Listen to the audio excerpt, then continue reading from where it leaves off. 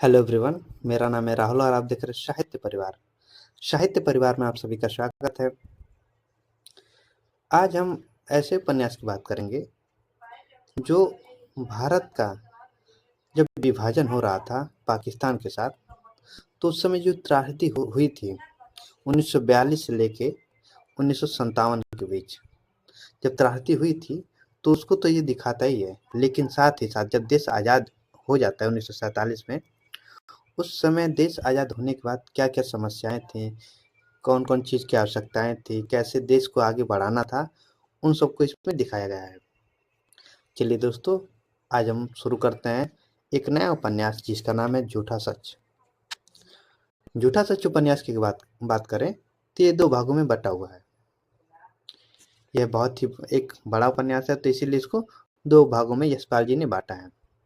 एक भाग का नाम रखा है इन्होंने वतन और देश, और दूसरे भाग का नाम है देश का भविष्य।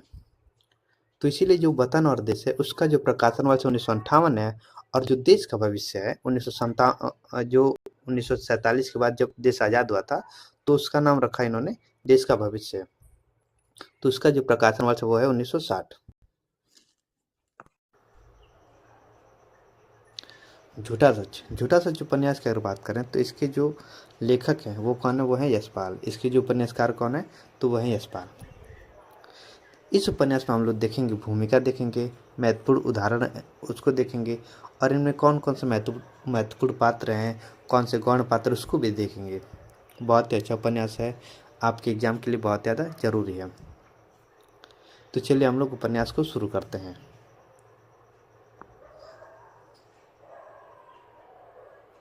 देखो, झूठा सच 1958 यशपाल का है। ये 2 भागों में बँटा हुआ है, दोनों भाग को याद रखना है। भाग 1 का क्या नाम है, तो उसका नाम है वतन और देश। अब भाग 2 का क्या नाम है, उसका नाम है देश का भविष्य। देश का भविष्य। देखो, इसकी भूमिका देखते हैं कि यशपाल जी ने इनकी मतलब इस उपन्यास की भूमिका में क्या लिखा है। लिखा है कि झूठा सच के दोनों भाग, कौन दोनों भाग, वतन और देश का भविष्य में देश के सामाजिक है और राजनीतिक वातावरण को यथासंभव ऐतिहासिक यथार्थ के रूप में चित्रित करने का यत्न किया गया है। उपन्यास के वातावरण को ऐतिहासिक यथार्थ का रूप देने और विश्वसनीय बना सकने के लिए कुछ ऐतिहासिक व्यक्तियों के नाम भी आ गए हैं, परंतु उपन्यास में वे ऐतिहासिक व्यक्ति नहीं, उपन्यास के पात्र हैं। देखो, इस उपन्यास को इन्होंने सामाजिक और राजनीतिक वातावरण को एक ऐतिहासिक रूप में तो चित्रित करने का प्रयत्न इन्होंने किया है, और लेकिन ये एक ऐतिहासिक यथार्थ का रूप देने और एक विश्वसनीय बना सकने के लिए इन्होंने क्या किया कि ऐतिहासिक व्यक्तियों का नाम भी इसमें रखा है। लेकिन इस उपन्यास में जो ऐतिहासिक व्यक्तियों के नाम रखे गए हैं वो केवल उपन्यास के पात्र हैं, न कि मतलब कि ऐतिहासिक व्यक्ति हैं। कथानक में कुछ ऐतिहासिक घटनाएं अथवा प्रसंग अवश्य हैं। अगर आप इस उपन्यास को पढ़ेंगे तो इस उपन्यास में देखेंगे कि इसमें ऐतिहासिक घटनाएं हैं और कुछ ऐसे प्रसंग भी हैं जो लगता है आपको कि नहीं, मतलब कि वो इतिहास से जोड़ता है, लेकिन परंतु संपूर्ण कथानक कल्पना के आधार पर उपन्यास है। लेकिन जो यहाँ पे जितना भी उपन्यास है वो यशपाल जी ने कहा है कि एक कल्पना है, एक कल्पना के आधार पर इस उपन्यास को लिखा गया है, इतिहास नहीं है। उपन्यास के सभी पात्र तारा, जयदेव, कनक, गिल, डॉक्टर नाथ, नैयर, सूद जी, सोमराज, रावत, इशाक, अरशद और प्रधानमंत्री भी काल्पनिक पात्र हैं। मतलब सभी के सभी पात्र क्या हैं, वो काल्पनिक हैं। किसका है, यशपाल का है। ये जो भूमिका है किसने लिखी है, खुद यशपाल जी ने लिखी है। अब देखो, यहाँ पे समर्पण के तौर पर कुछ पंक्तियाँ लिखी गई है, बहुत ही महत्वपूर्ण है, इसको आपको याद ही रखना है किसी तरह भी।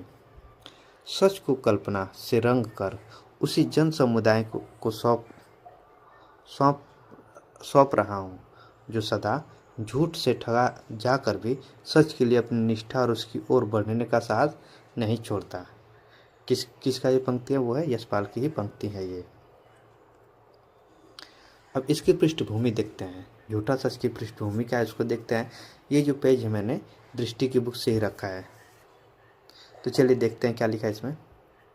झूठा सच उपन्यास विभाजन की त्रासदी का चित्रण करता है।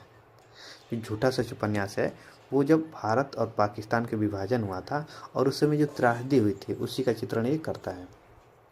मानव जीवन की त्रासदी का प्रत्यक्ष दर्शन है। मानवीय जीवन क्या है? एक त्रासदी का प्रत्यक्ष दर्शन है।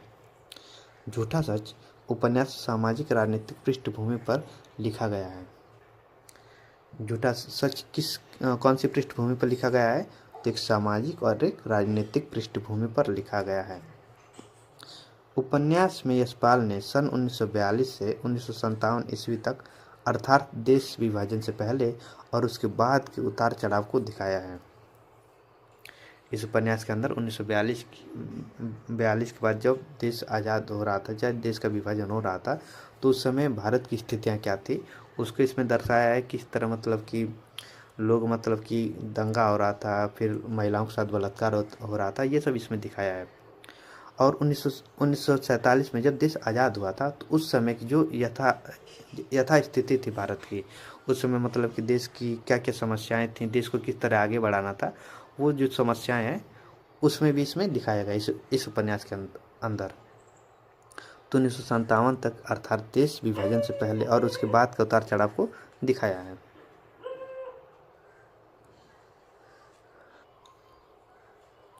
यह उपन्यास 2 खंडों में विभक्त है। पहला क्या नाम है? वतन और देश, प्रकाशन वर्ष क्या 1958, और दूसरा क्या? देश का भविष्य 1960। अब पात्र देख लेते हैं कि इस उपन्यास के पात्र कौन कौन से हैं, और बहुत ही मुख्य पात्र यहाँ पे हैं। मुख्य पात्र में कौन है? सबसे पहले है तारा। तारा की अगर बात करें, इंपॉर्टेंट पात्र है, इसको भूलना नहीं है। इस उपन्यास के पात्रों में इसको भूलना नहीं है। तारा मध्यवर्गीय किंतु प्रगतिशील सोच रखने वाले। ये तो तारा जो थी वो मध्यवर्गीय घर की लड़की थी, लेकिन एक प्रगतिशील सोच रखने वाली लड़की थी। तारा ही विभाजन की त्रासदी सबसे ज़्यादा झेलती है। इस उपन्यास में तारा के साथ बहुत ही गलत होता है। आप पढ़ेंगे तो खुद आप जानेंगे कि तारा के साथ क्या क्या समस्याएं होती हैं। तो बहुत ही सबसे ज़्यादा इस उपन्यास में जो त्रासदी झेलती है वो कौन झेलती है? तारा ही झेलती है। जयदेवपुरी की अगर बात करें तो मध्य वर्ग का प्रतिनिधि पात्र, विभाजन के कारण परिवार से अलगाव, आगे चलकर प्रगति करते हुए एक पत्र का संपादक, फिर विधायक व कई कमेटियों का मेंबर बनता है। कौन? जयदेवपुरी। कनक की अगर बात करें तो संपन्न परिवार की प्रगतिशील सोच रखने वाली लड़की है। जयदेव से प्रेम, विवाह, फिर संबंध विच्छेद होता है। मतलब कौन? कनक क्या? एक संपन्न परिवार की लड़की रहती है। ये जयदेव से प्रेम करती है, विवाह करते, फिर संबंध विच्छेद हो जाता है। अब गौण पात्र देखते हैं। गौण पात्र में कौन कौन है? गौण पात्र में सबसे पहले आते हैं अशद। ये लाहौर के कॉमरेड युवा, कम्युनिस्ट पार्टी का युवा है। इंपॉर्टेंट है। किस पार्टी का युवा है? कम्युनिस्ट पार्टी का युवा है। शीला की अगर बात करें, शीला ये राम जोया की पुत्री है। अगला पात्र है डॉक्टर प्राणनाथ। ये अर्थशास्त्र शास्त्र के प्रोफेसर हैं। प्राणनाथ किस विषय के प्रोफेसर हैं? तो शास्त्र के प्रोफेसर हैं। सोमराज की अगर बात करें तो आवारा युवक जिसका तारा से विवाह होता है। सोमराज आवारा युवक मतलब कि न कोई काम धंधा नहीं था, बस उसी तरह घूमता था, खाता था, पीता था, बस एक आवारा किस्म का ये लड़का था। और तारा के साथ इसका क्या होता है? विवाह होता है। पंडित गिरधारी लाल ये नया हिंद पब्लिकेशन के मालिक और कनक के पिता हैं। महेंद्र नैयर ये वकील हैं। करमचंद कशिश ये पैरोकार पत्रिका के मुख्य संचालक हैं। दालू मामा की अगर बात करें तो शरीफ भोला आदमी जो अकारण बदले की बलि चढ़ जाते हैं। बदले की बलि चढ़ जाता है। अगला पात्र है रतन। ये शीलो का प्रेमी है। रतन कौन है? शीलो का प्रेमी। गौस मोहम्मद ये प्रकाशक हैं। महाजन ये कम्युनिस्ट कार्यकर्ता हैं। कृष्ण नारायण अवस्थी ये यूपी कांग्रेस के पार्लियामेंट्री बोर्ड के मंत्री हैं। मेहर कौन है? दंगे में भटकी तारा के साथी। जब दंगा होता है तो मतलब कि भटक जाते हैं, तारा भी भटक जाती है, मेहर भी भटक जाती है। तो जो दंगे में भटकी जो तारा है तो ये मेहर की मतलब तारा की साथी है। कौन? मेहर। नब्बू कौन है? तारा से बलात्कार करने वाला। जब देश विभाजन होता है तो बहुत सी मतलब कि त्रासदी होती है, तो नब्बू क्या करता है, तारा के साथ बलात्कार करता है, तो वही नब्बू है। हाफिज इनायत अली, ये नब्बू के मोहल्ले के हाफिज हैं। विश्वनाथ सूद, पंजाब कांग्रेस के उग्र दल के नेता व मुख्यमंत्री पद के दावेदार।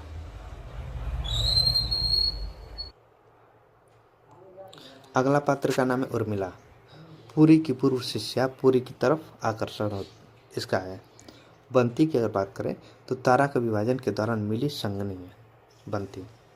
एसपी एडिटर डायरेक्टर, एसपी कौन है, एडिटर और डायरेक्टर है किसका, सरदार पत्र का।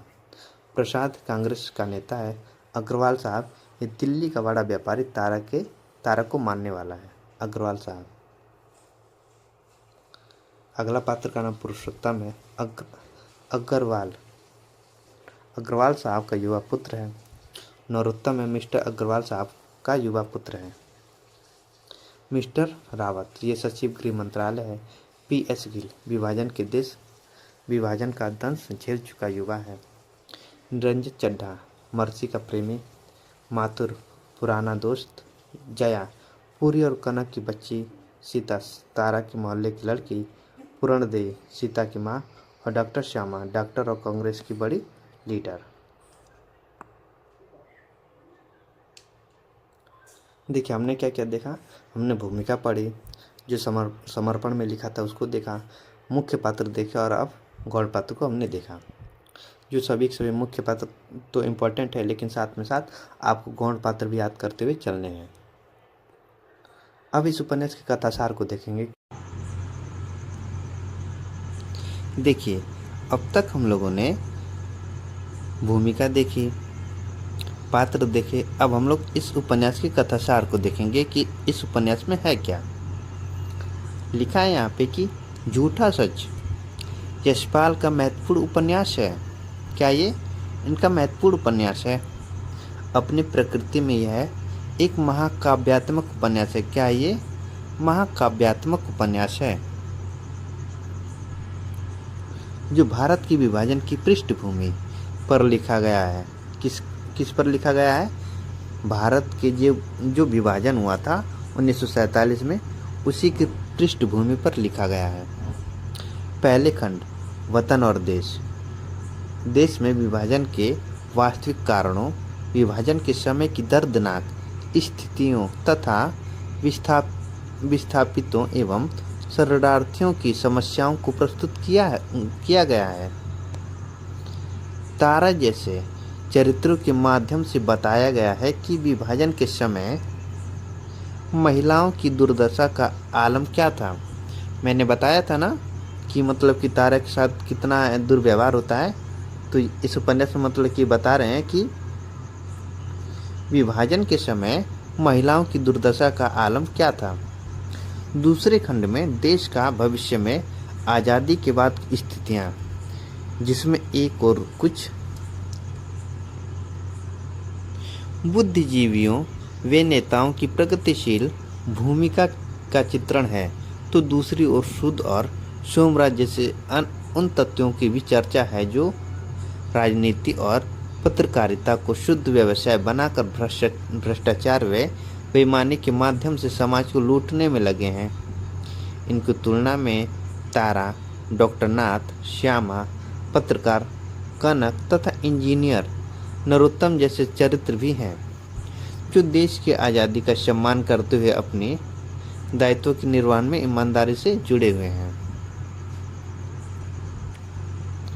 लिखा है कि विभाजन से पूर्व मध्ययुगीन जीवन, वहाँ की जन समाज का मानसिक गठन, राजनीतिक के दांव पेच, सांप्रदायिक स्वास्थ्य के कारण हिंदुओं मुसलमानों के बीच बढ़ती खाई, देश का विभाजन, सांप्रदायिक दंगे, लूट खसोट, रक्तपात, लाखों व्यक्तियों का विस्थापित होना, उनकी जिजीविषा और संघर्ष, कांग्रेस का शासन, स्वतंत्रता प्राप्ति के बाद का सामाजिक जीवन, विविध क्षेत्रों में चलने वाली धांधली, उच्च वर्ग की स्वार्थपरता, मध्य वर्ग की कुंठा, निम्न वर्ग की निराशा, जनता की जागरूकता आदि, यह सब कुछ झूठा सच में साकार हो गया है।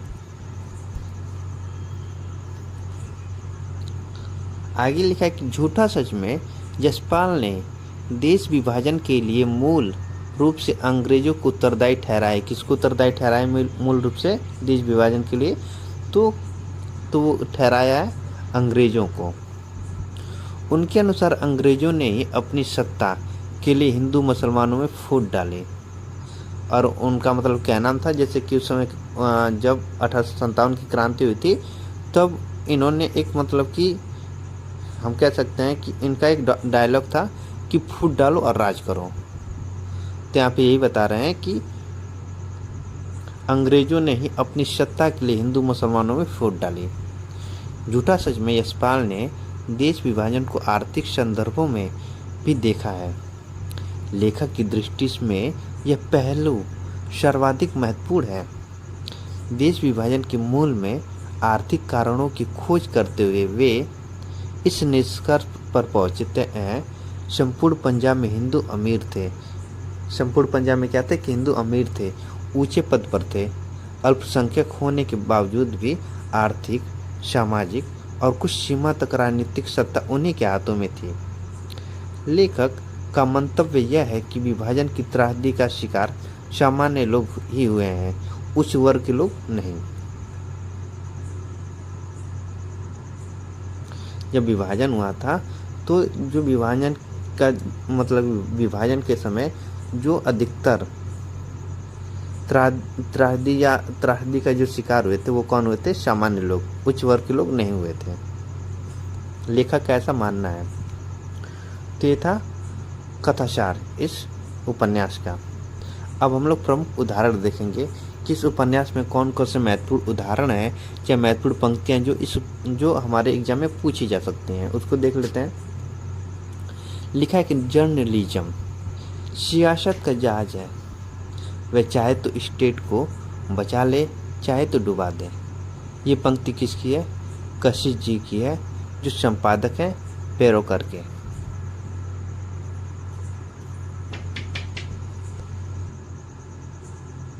यहाँ पे लिखा है कि advertisement are the steam of the ship of journalism. किसकी ये पंक्ति है? तो वह कशिश जी की है। कशिश जी की ये पंक्ति है। आगे की जो पंक्ति उसको देखते हैं। पत्रकार के काम की विशेषता यह है कि वह अपने व्यक्तित्व को पक्ष में रखकर मालिकों की इच्छा अनुसार घटनाओं के वर्णन को रंग देता है। किसकी पंक्ति है? ये लेखक खुद कहते हैं। फिर आगे लिखा है कि सहायक संपादक प्रेस के लिए मसाला तैयार करने की मशीनें होती हैं। किसका ये पंक्तियां? तो है लेखक खुद कहते हैं इसको। आगे लिखा है पत्र की जनप्रियता बहुत बड़ी चीज है, परंतु राजनीतिक पत्र का काम जनता की भावनाओं में बह जाना नहीं, बल्कि उन भावनाओं को दिशा दिखाना है। कौन कहता है ये? कशिश जी, संपादक। आगे लिखा है कि पुरुष की तुलना में स्त्री की हीनता स्वाभाविक तो नहीं, परंतु आवश्यक बना दी गई है। लेखक की ये पंक्ति है। स्त्री अपनी शोभा अपने से बढ़कर पुरुष को पाने में ही समझ लेती है। लेखक खुद कहते हैं इसको। देखो अधिकतर पंक्ति किसके यहाँ पे? लेखक की है। फिर आगे की सफ़ेद पोश निम्न मध्य वर्गीय के लिए अपनी गरीबी से अधिक संकोच और रहस्य की दूसरी बात क्या हो सकती है? लेखक ये खुद कहते हैं।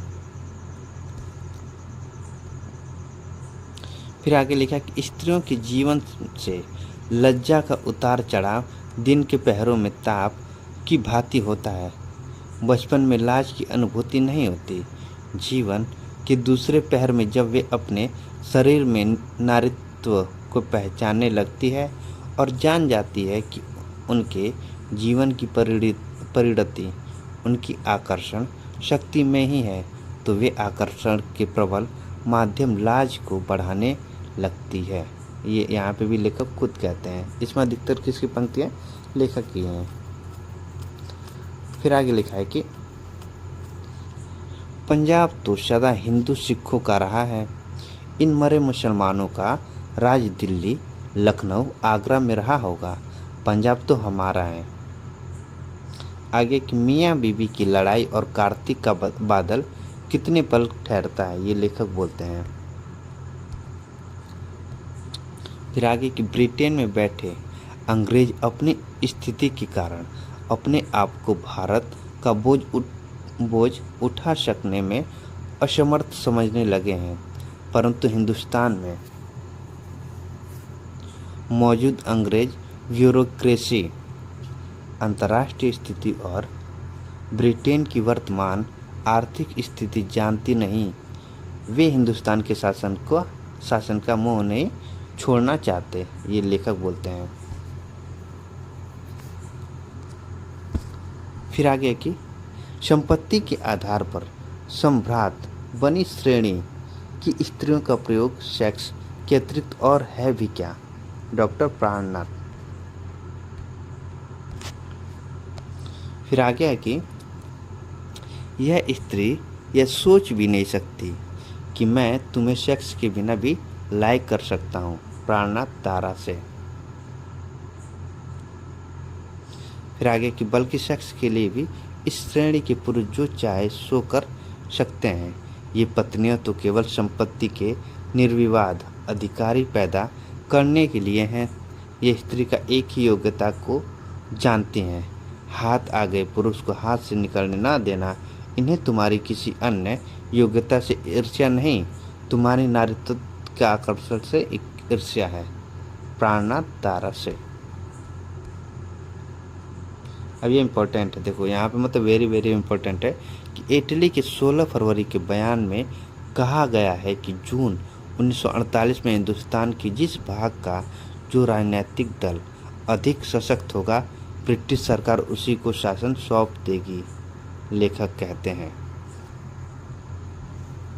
लिखा है कि कौन युवती कुमारी शाली जीजा के साथ अपने को सुरक्षित समझकर प्रणय और आकर्षण के अखाड़े के पैतरों का परिचय पाने का यत्न नहीं करते, लेखक। आगे के सभी पत्रों की अपनी अपनी राजनीतिक और सांप्रदायिक नीति थी, परंतु पत्रकारों को अनुशासन में रखने की नीति के विषय में उनमें कोई भेद नहीं था, लेखक। परी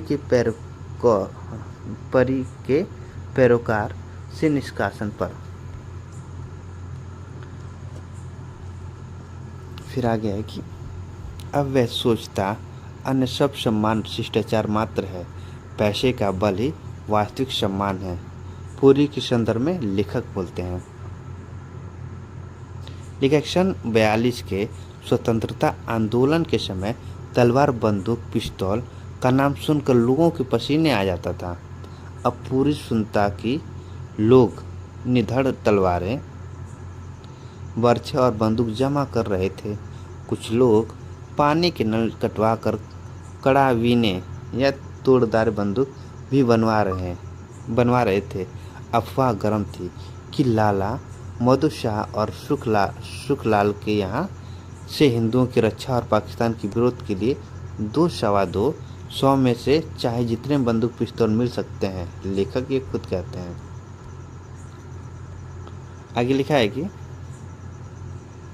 इसको छोड़ देते हैं, ये उतना इम्पोर्टेंट नहीं, इसको देखते हैं कि मोहम्मद का धर्म अपनी जगह, घर बार का धर्म, ब्याह अपनी जगह। मोहब्बत की तो रीति ही ऐसी चली आई, बड़ों ने भी वही किया है। कृष्ण महाराज का गोपियों से प्रेम था तो क्या उनके लिए रुक्मणी जी को छोड़ दिया था, शीलो तारा से। रतन जी की नाराजगी पर। मैं बाबूजी और माँ सबकी बात जानती हूँ, लोग खेल खिलाकर छोड़ देते हैं, जो छोड़ दें दिल लगी और पाप है, शीलो तारा से। आगे लिखा कि साधारण स्वतंत्रता के अभाव में चतुरता की ऐसी मजबूती ही नारी का चरित्र कहलाती है, लेखक ये खुद कहता है।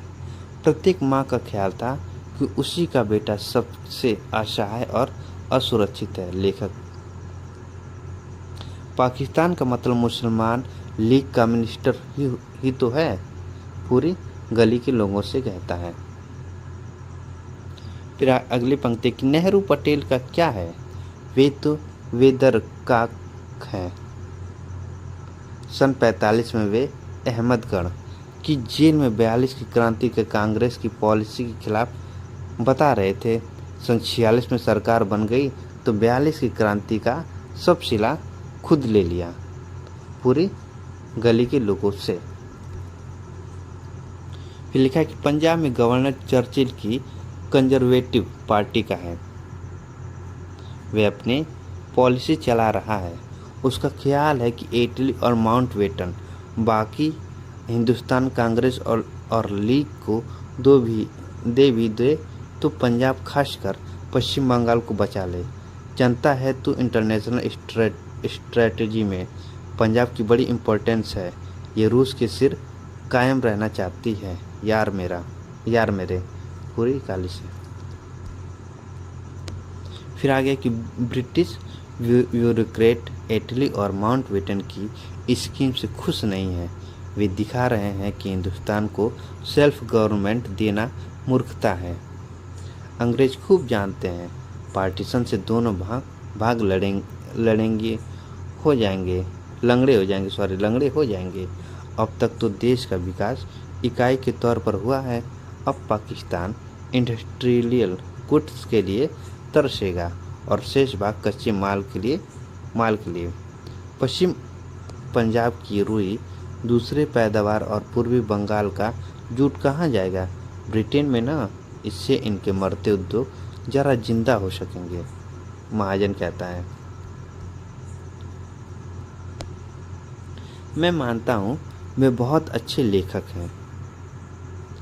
हो सकता है वे किसी दिन बहुत बड़ा लेखक बन जाएं, परंतु विवाह के लिए व्यक्ति के ऐसे गुणों की अपेक्षा उसके सामर्थ्य और व्यक्तित्व का ही अधिक महत्व होता है।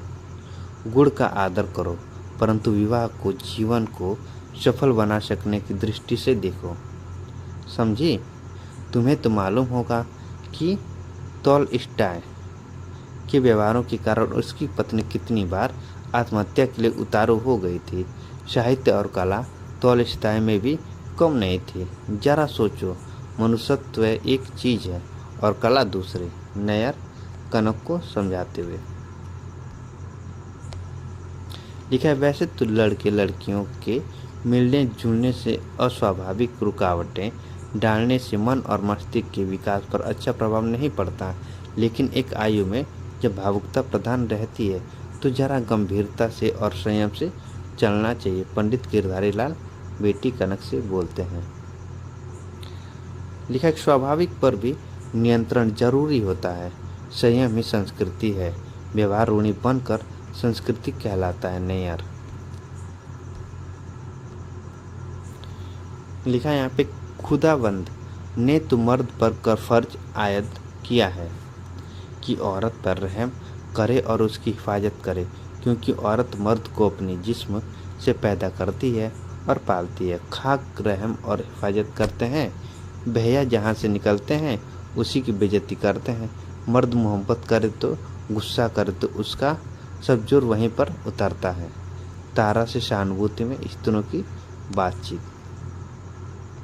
फिर लिखा है, किसी मुसलमान औरत की तरफ तो आंख नहीं उठाई मैंने। हिंदू औरत है, वे लोग नहीं हमारी औरतों को खराब कर रहे हैं, मौलवियों को खराब कर रहे हैं। मौलवियों ने जिहाद का फतवा दिया है। नब्बू, तारा से बलात्कार करने वाला। फिर लिखा है कि स्त्रियों को चाहने पर तो पुरुष उसके लिए सब कुछ, अपना प्राण भी न्यौछावर करता है। यही वे प्रेम है। पुरुष पर ही निर्भर करता है कि अपने प्रेम को कैसे चरितार्थ करेगा। स्त्री पुरुष की दया पर निर्भर है। इसके अतिरिक्त प्रेम क्या है? असभ्य समझा जाने वाला पुरुष स्त्री के न चाहने पर उसे दबोच कर झपट कर ले लेता है और सभ्य समझने वाला स्त्री के सम्मुख प्रेम की याचना करता है। पूरी के विचार। अभी हम लोग झूठा सच के जो पहला पार्ट है वतन और देश, उसको हम लोग पढ़ रहे हैं। अभी उसका जो महत्वपूर्ण उदाहरण है उसको देख रहे हैं हम लोग। जान पड़ता था कि भगवान ने तो उन्हें, किन्हें, जो प्रताड़ित औरत को मतलब उनकी बात हो रही, प्रताड़ित औरत के यहाँ पे उनकी बात हो रही है कि भुला दिया था, परंतु ये लोग भगवान नहीं भुला सकते थे। भगवान मनुष्य की जितनी अधिक चिंता करता है, उससे कहीं अधिक मनुष्य भगवान की चिंता करता है। तारा का विचार स्वागत। हिंदू सिख लाए हैं बक्से, संदूक, नकदी, जेवर और बांड। यह लोग कौन? मुसलमान लोग। मिट्टी के हुक्के, टूटी चारपाई, चूल्हे, चक्की, मुर्गियां लिए चल रहे हैं। यह इनकी गृहस्थी थी। जिसके पास जो कुछ होगा उसी से ममता करेगा, वही तो उठा कर ले जाएगा। तारा आदि के कैंप ले जाने वाले शरणार्थी। शरणार्थी साथी, गाड़ी का सिख ड्राइवर।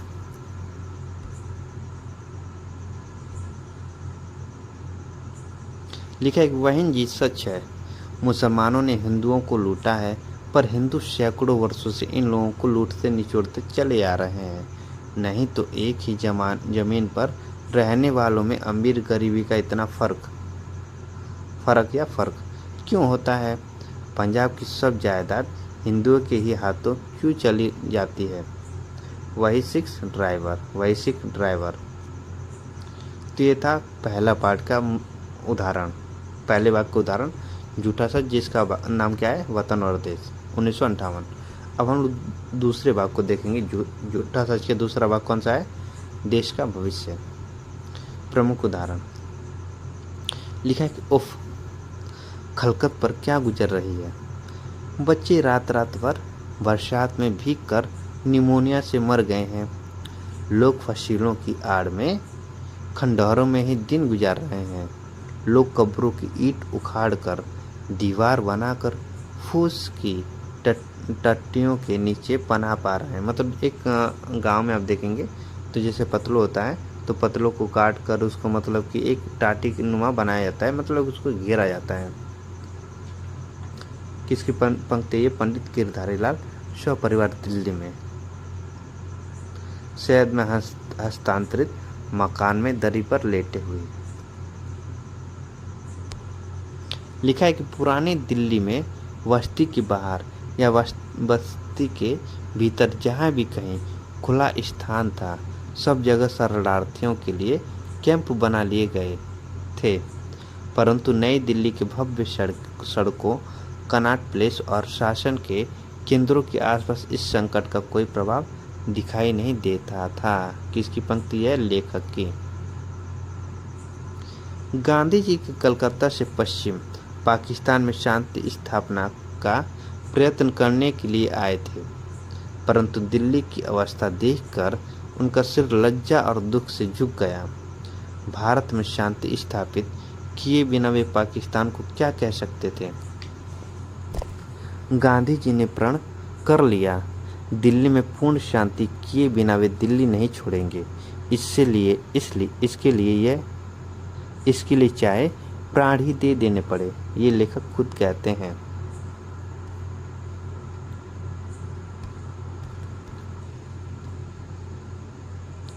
लिखा है यहाँ पे, गांधी जी सहृदयता, सहिष्णुता और उदारता के प्रचार के लिए अपनी संध्या प्रार्थनाएं दिल्ली के भिन्न भिन्न भागों में कर रहे थे।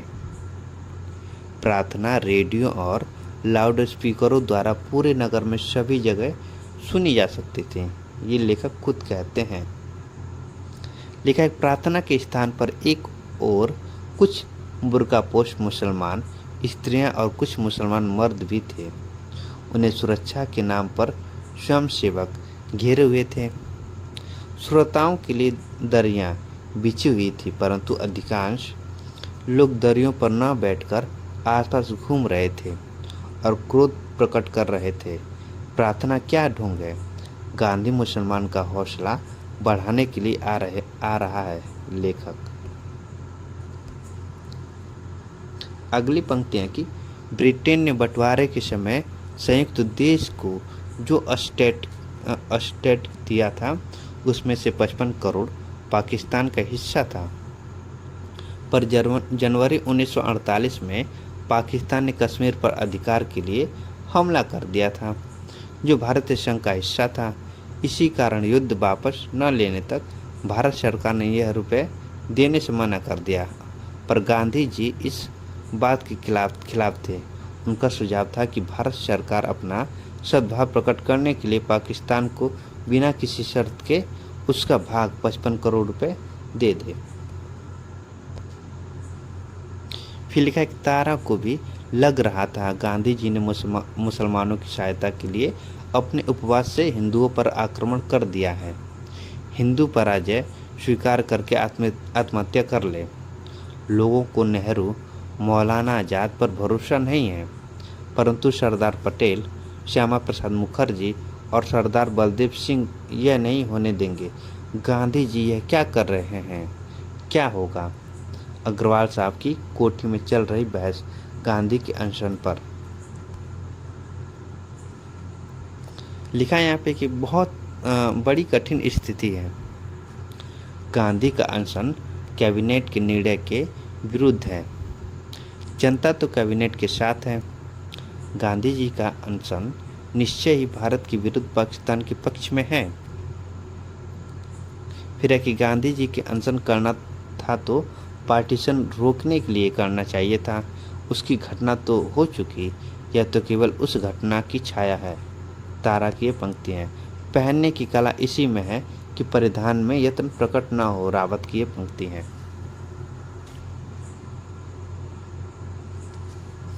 आगे देखते हैं क्या लिखा है।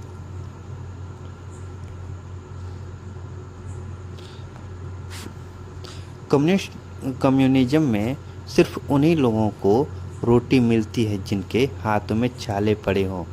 तारा के दफ्तर की एक सामान्य कर्मचारी की कम्युनिज्म के बारे में ख्याल। सैनिक का कौशल शस्त्र प्रयोग है, परंतु सेनापति शस्त्र नहीं उठाता। सेनापति का काम कुशल सैनिकों का उचित संचालन होता है। अच्छे लेखकों का उचित प्रयोग कर सकना संपादक का काम है। पूरी के मन से कशिश जी के प्रति क्रोध मिट गया।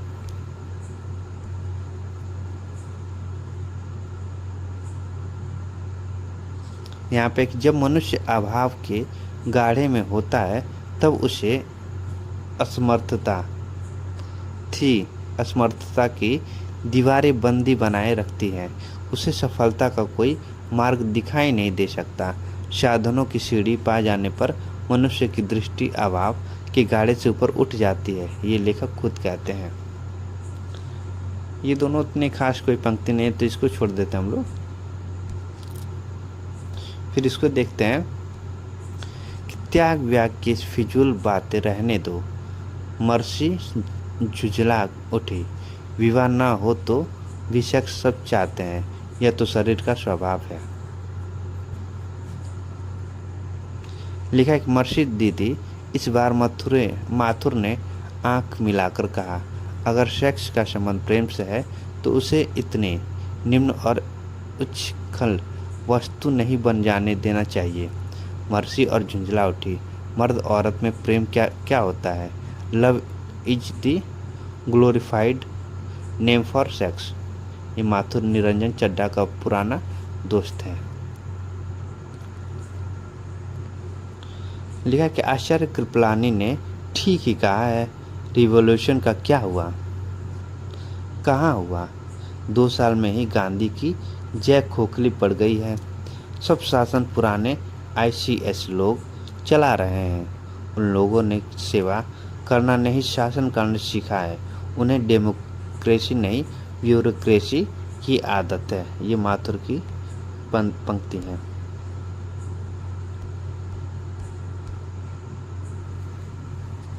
लिखा है यहाँ पे कि अब भी बिना मुकदमा चलाए कैद, बल्कि डिफेंस ऑफ इंडिया एक्ट से पुलिस के हाथों पूर्वापेक्षा लंबे हो गए हैं।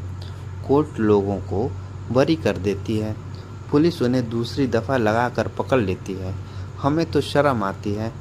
अंग्रेज सरकार ने अदालत में दिए भगत सिंह के बयान को नहीं जब्त किया था, पर इस सरकार ने गोडसे का अदालती बयान जब्त कर लिया है। क्या इनके पास गोडसे के लिए जवाब नहीं है, मुंह बंद कर देना डेमोक्रेसी है। ये माथुर की पंक्ति है। फिर एक, दीदी मुझे अहंकार है, तुम मुझे इनमें से एक भी ऐसी बता दो जो साथी या पार्टनर की तरह जीवन में साथ देना चाहती हो। वे केवल ज़िंदगी के लिए सपोर्ट चाहती है, भत्ता। वे किसी का वास्तविक नहीं देखना चाहती, केवल आमदनी देखती है। एडवांटेज और प्रेम एक बात नहीं है। इनमें से एक को ही बता दो जो जीवन के संघर्ष का सामना करना चाहती हो। अपने ऊपर फिदा लड़कियों के बारे में नरोत्तम का तारा को तर्क। फिर है कि पूरी बंटवारे से पहले का लंपन प्रोलेटेरिया, गरीब, साधनहीन, निम्नवर्गीय नहीं रहा है। अब वह पेटी बुर्जुआ मतलब कुछ पूंजी वाले उच्च मध्यवर्गीय आय की भांति सोचता है। अब उसे सब और अवसर की कमी और विषमता नहीं दिखाई देती। उसे अब परिवर्तन और न्याय की नई धारणाओं की आवश्यकता नहीं जान पड़ती। उसकी जड़ें जम रही है। अब वह उलट पुलट के विचारों से घबराता है। तुम मतभेदों को बढ़ाकर उसे चिढ़ा देती हो। अपना पारिवारिक जीवन क्यों खराब कर रही हो? गिल कनक से। फिर यहाँ पे लिखा है कि डिक्टेटरशिप का क्या मतलब है? क्या आप कांग्रेस की डिक्टेटरशिप नहीं है? सब सरकारें डिक्टेटर ही होती हैं। किसी भी सरकार की शक्ति और अधिकार पर केवल उस सरकार की अपनी इच्छा और निर्णय की सीमा होती है। हड़तालों को आरएसएस को गैरकानूनी करार देना, सब कम्युनिस्टों को गिरफ्तार कर लेना, लोगों को संदेह मात्र पर गिरफ्तार कर लेना और प्रिवेंटिव डिटेंशन मतलब बिना मुकदमा चलाए कैद का कानून क्या है? कम्युनिस्टों को सरकारी नौकरी देने का हुक्म क्या है? तुम्हारी सी फैक्ट्री में से 5,000 मजदूर कम्युनिस्ट होने के संदेह में निकाल दिए गए थे। वह क्या था? डिक्टेटरशिप और क्या होती है? प्रश्न यह है कि सरकार का दृष्टिकोण किस श्रेणी का है? डिक्टेटरशिप चोरों की है या मेहनत करने वालों की? ये चड्ढा पहले आम चुनाव के समय चल रही बहस में। तो ये था झूठा सच उपन्यास का दूसरा भाग की महत्वपूर्ण पंक्तियाँ। तो हम लोगों ने आज पढ़ा झूठा सच उपन्यास, जिसके 2 भाग थे। एक भाग का नाम क्या है? वतन और देश। दूसरे भाग का क्या नाम है? देश का भविष्य। पहले भाग का प्रकाशन वर्ष 1958 में हुआ था और दूसरे भाग का जो प्रकाशन वर्ष हुआ था 1960 में हुआ था। इसके उपन्यासकार कौन है? तो वह यशपाल जी हैं। तो हमने इतना पढ़ लिया है कि जहाँ से एग्जाम में पूछा जा सकता है, हमने उतना पढ़ लिया है। तो अगर आपको ये क्लास अच्छी लगी है तो प्लीज़ आप लोग लाइक करिएगा, सब्सक्राइब करिएगा और ज़्यादा से ज़्यादा शेयर करके उन लोगों तक ये क्लास पहुँचाइए जिनको इस क्लास की आवश्यकता है, चाहे जो नेट जेआरएफ की तैयारी कर रहे हैं। आप लोग उनको बताइए कि नहीं बहुत अच्छी क्लास है, और ज़्यादा से ज़्यादा आप लोग कमेंट करके हमको ये भी बताइए कि आपको क्लास ये कैसी लगी। अगर अच्छी लगी हो तो हमको बताइए कि अच्छी लगी है सर, तो हम और मतलब कि प्रयास करेंगे कि इससे और अच्छी क्लास को अच्छा बनाया जाए। तो चलिए आज के लिए इतना ही, धन्यवाद।